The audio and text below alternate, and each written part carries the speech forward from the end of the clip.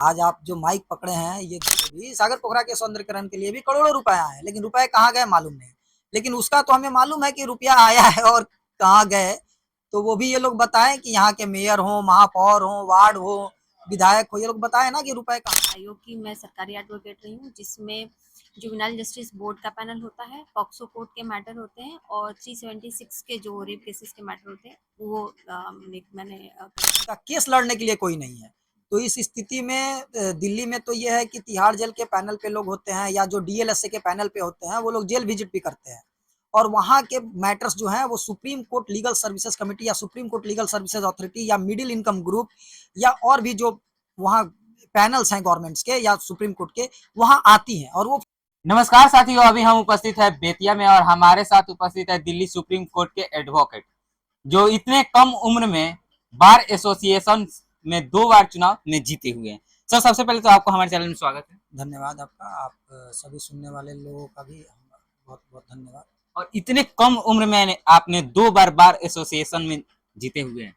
देखिए, उम्र कोई मायने नहीं रखता है, मायने रखता है कि आप कितना मेहनती हैं। जैसे आप भी बहुत कम उम्र के हैं, आज आप जो माइक पकड़े हैं ये देन है कि ये संविधान की देन है, ये बाबा साहब भीमराव अंबेडकर की देन है कि आज का युवा बहुत ही आगे जा रहा है और आज का जो जेनजी है वो सभी मुद्दों पे, सभी तर्क पे, सभी हर एक मुद्दों पे वो खुल के बोल रहा है। तो उम्र तो आते जाते रहता है, लेकिन हाँ ये बात है कि मैंने बहुत कम उम्र में 2 बार चुनाव जीता है सुप्रीम कोर्ट में, जो अब इतिहास हो गया। अब शायद ही, क्योंकि अब जो सुप्रीम कोर्ट में नए नए 29 मई को जो एक नया ऑर्डर आया है जस्टिस सूर्यकांत सर ने किया है, उस ऑर्डर के बाद ये कहना बड़ा ही टफ हो जाएगा कि 10 साल के वकालत के पेशे में या 12 साल के वकालत के पेशे में सुप्रीम कोर्ट में कोई 2 बार मेंबर एग्जीक्यूटिव का चुनाव जीत के आए।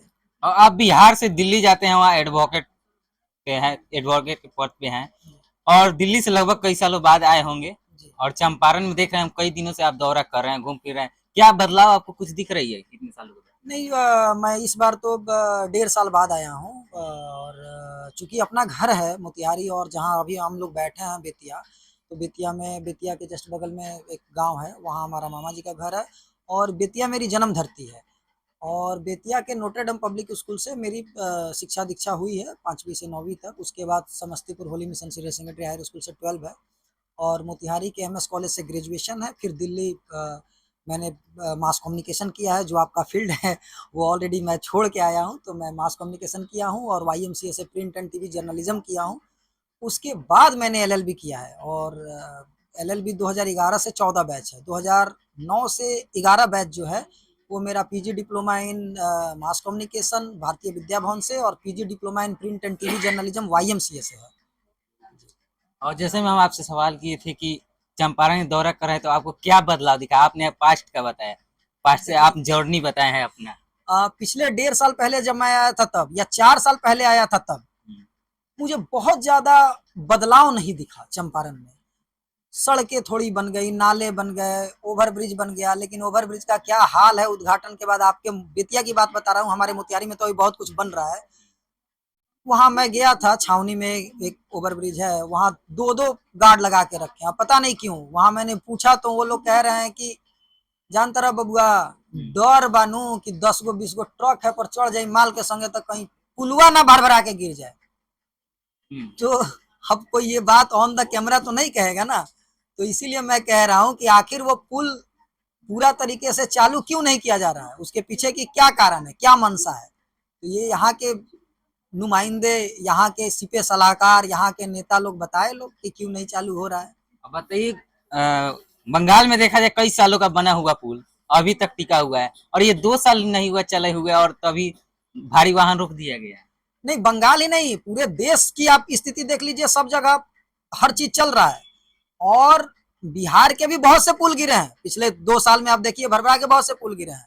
उसी गिरने का डर है कि वो गिर ना जाए तो बहुत से चीजें उभर ना जाए, क्योंकि जब गिरेगा तो सत्ता पर दर्द जो है ना, वो जो जो है अंदर की छिपी हुई बातें वो बाहर आ जाएंगी, उसी का डर है, इसीलिए वो पुल पूरी तरीके से चालू नहीं किया जा रहा है। अच्छा, आज आप दुर्गा माता के दरबार में गए थे, दुर्गा बाग, और वहां पर बतलाया जा रहा है कि लगभग 6 करोड़ की सौंदर्यीकरण के लिए जी हाँ, दुर्गा आया था। दुर्गा क्या बाग दिखा है उसमें आपको कुछ बदलाव? नहीं, 4 साल पहले हम लोग दोनों हस्बैंड वाइफ आए थे वहां दर्शन के लिए। उस समय भी जैसा था दुर्गा मंदिर आज भी वैसा ही है। अब सागर पोखरा में भी हम लोग गए थे, ये सागर पोखरा जो भोलेनाथ की मंदिर है, शिव मंदिर है, वहां भी वैसा ही है। आमूल थोड़े बहुत परिवर्तन हुआ है, बेंच लग गया है, 10-20 पौधे लगा दिए गए हैं। वन विभाग का वहां बोर्ड लगा हुआ है कि 100 पौधे लगेंगे, प्रकलित राशि तक नहीं लिखा हुआ है कितने राशि में लगा रहे हो। मेरे जानकारी के अनुसार इसके सौंदर्यीकरण के लिए भी, सागर पोखरा के सौंदर्यीकरण के लिए भी करोड़ों रुपए आए हैं, लेकिन रुपए कहाँ गए मालूम नहीं। लेकिन उसका तो हमें मालूम है कि रुपया आया है और कहाँ गए, तो वो भी ये लोग बताएं कि यहाँ के मेयर हो, महापौर हो, वार्ड हो, विधायक हो, ये लोग बताए ना कि रुपए कहाँ गए, ये भी है। जी, ये सारे रुपए लग रहा है कहीं ना कहीं गबन हो चुका है, तो इसके ऊपर आप क्या कहना चाहिए? नहीं देखिए, गबन हुआ है या साइफोन ऑफ हुआ है ये मैं नहीं जानता हूँ, लेकिन आने वाले दिनों में ये भी मालूम हो जाएगा कि एक्चुअल में प्रॉब्लम क्या है। आने दीजिए समय, 6 महीना बाद हम आपको फिर से मिलेंगे और बताएंगे कि पैसे आए थे तो गए कहाँ। और बेतिया में एमजेके कॉलेज जो महारानी जानकी कुंवर के नाम से जाना जाता है और जिसे अब जीएमसीएच कर दिया गया, क्या लगता है कि इसको? हाँ, जाना नहीं जाता है, उसके लिए हमें बहुत दुख है। वो जाना जाता था महारानी जानकी कुंवर हॉस्पिटल एंड कॉलेज, जिसको इन लोगों ने government medical college and hospital कर दिया।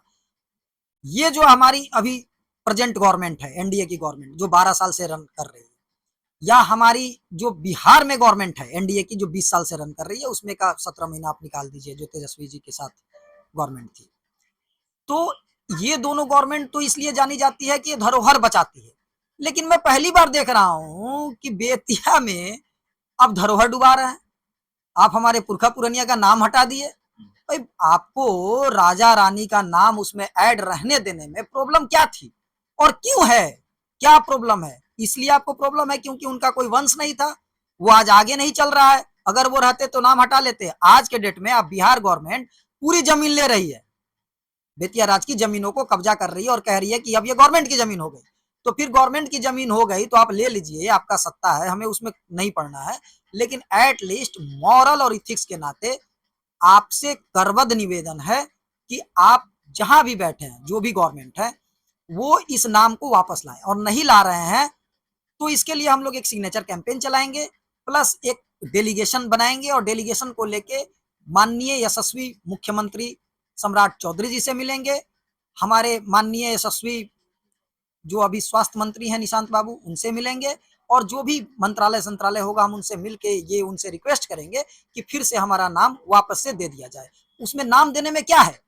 आप बिहार गवर्नमेंट का एक रूल है कि यदि हम या कोई भी बिहार का कहीं भी 3 डेसिमल 5 डेसिमल जमीन देता है स्कूल बनाने के लिए, गवर्नमेंट स्कूल बनाने के लिए, तो उस पर हम जो नाम चाहेंगे वो नाम ऊपर लिखा जाएगा। उसके बाद से लिखा जाएगा प्राथमिक विद्यालय, मध्य विद्यालय, हाई स्कूल या जो भी इंटर कॉलेज। तो फिर नाम देने में क्या प्रॉब्लम है?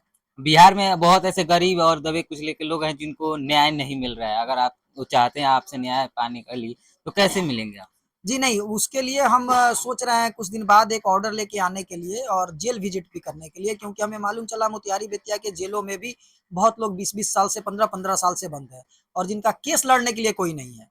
तो इस स्थिति में दिल्ली में तो ये है कि तिहाड़ जेल के पैनल पे लोग होते हैं या जो डीएलएसए के पैनल पे होते हैं वो लोग जेल विजिट भी करते हैं, और वहाँ के मैटर्स जो हैं वो supreme court legal services committee या supreme court legal services authority या मिडिल इनकम ग्रुप या और भी जो वहाँ पैनल्स हैं गवर्नमेंट्स के या सुप्रीम कोर्ट के, वहां आती हैं और वो फाइलें मिलती हैं, तो उसको हम लोग बोलते हैं जेल पिटीशन। वैसे ही अभी जैसे हम लोग हस्बैंड वाइफ 608 लोगों का हुआ है चयन supreme court legal services committee में, तो उस पैनल पे भी हम लोग हैं। उस पैनल पे भी जो केसेस धीरे धीरे आएंगे तो हम लोग समझेंगे कि वहां होता क्या है, कैसे होता है। और हम यदि बिहार से, खासकर चंपारण से या मुजफ्फरपुर तक जो जेल है, वहां से जो जो लोग भी ऐसे हैं जिनको कोई सुनने वाला नहीं है, जिनको कोई देख नहीं रहा है, वो लोग जेल में पड़े हुए हैं 15-20 साल से, उनके केसेस को हम लोग कैसे समाधान कर पाए, उसके लिए थोड़ा सा हम लोग मेहनत करेंगे आने वाले दिनों में।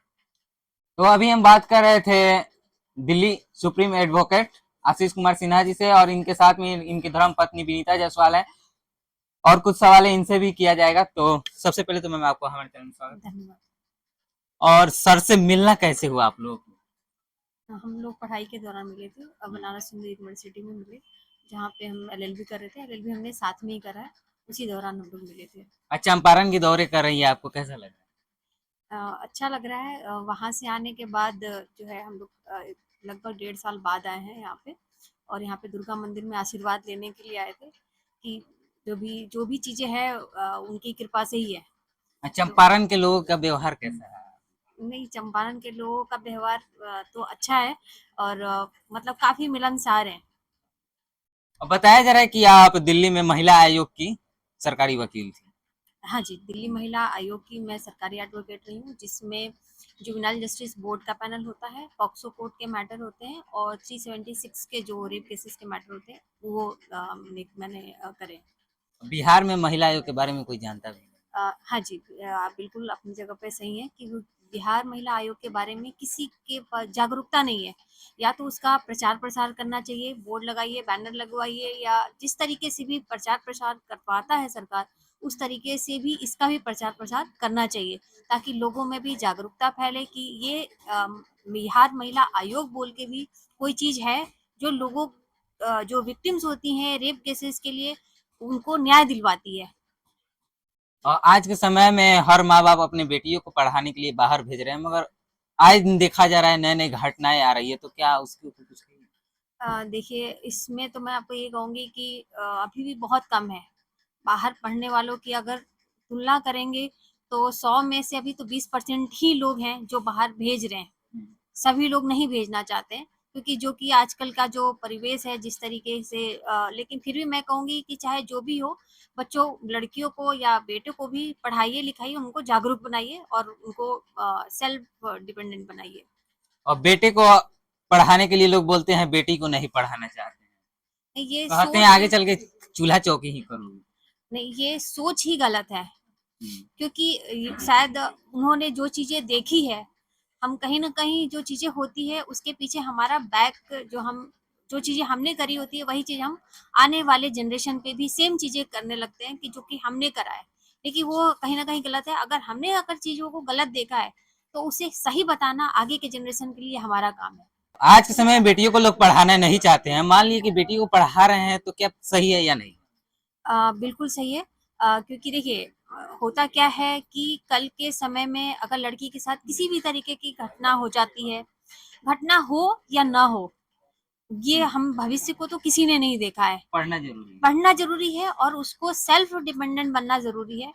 मैं ये नहीं कहती हूँ कि मेरा ये कहना है कि आप किसी के ऊपर, मतलब ना अपने भाई के ऊपर, पिता के ऊपर, हस्बैंड के ऊपर, उसको किसी के ऊपर आधारित रहने की ज़रूरत नहीं है। उसे इतना काबिल बनाइए कि वो किसी के ऊपर आधारित न रहे, सिर्फ़ और सिर्फ़ वो अपना खुद का कर सके।